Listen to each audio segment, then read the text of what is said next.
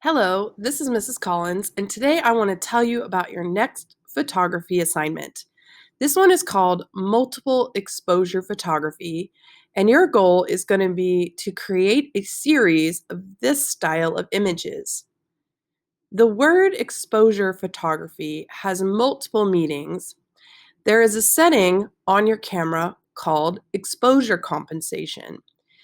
In darkrooms, film photographers would expose or develop images using a machine called an enlarger. Anyway, enough about history. Your mission is to pull some inspiration from double exposure photography and layering photographs. A double exposure photograph usually happened by accident in the darkroom.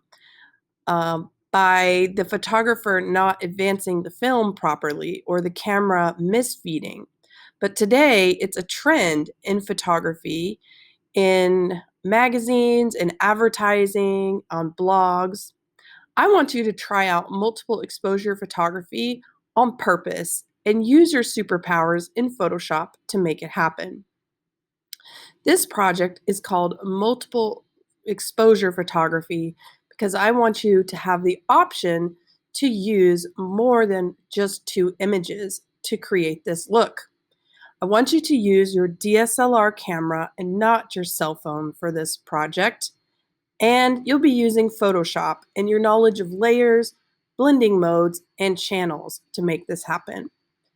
You can choose to shoot photographs of objects, of people, of nature for your images, or a combination of those mix of subjects.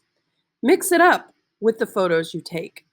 Don't just use the same model for every single picture. Use 5 different models or 5 different objects.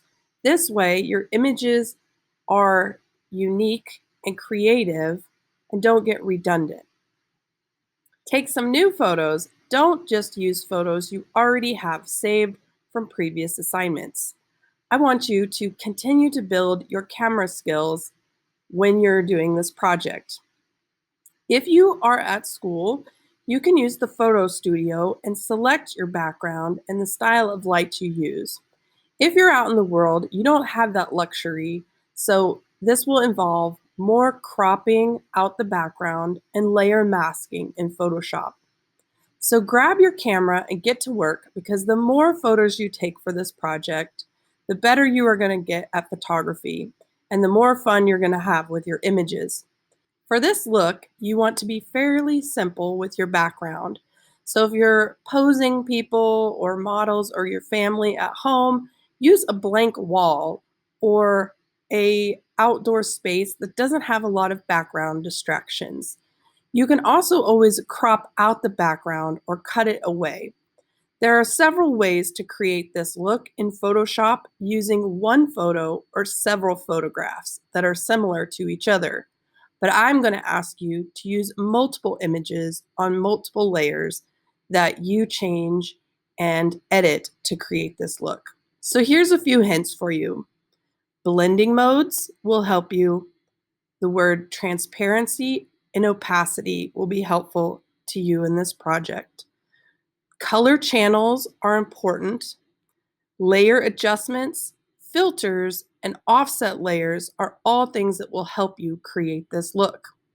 Make sure and check our online classroom because there are more learning resources and inspiration in there for you, as well as my resources for my source images.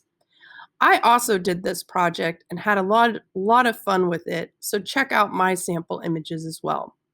Your mission is to create five individual multiple exposure images that look like they belong together in a series.